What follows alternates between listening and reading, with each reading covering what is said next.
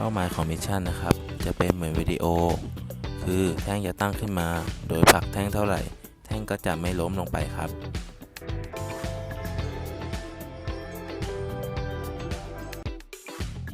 สวัสดีครับผมชื่อนายกรพัฒน์จำสวัสดิ์ดิฉันนางสาวกวิศราศรีพินโยค่ะนางสาวกานิกาคำภูนาผมนายพิชัยศึกพาราครับผมนายจิรพัฒน์ดอกจันพิรม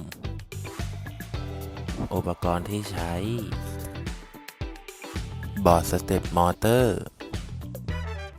บอร์ด Arduino สเต็ปมอเตอร์ Power Supply ต่อมาจะเป็นการต่อวงจรไฟเข้าบอร์ดและเข้ามอเตอร์นะครับเมื่อต่อวงจรเสร็จแล้วเราจะทำการเขียนโค้ดเข้าไปนะครับ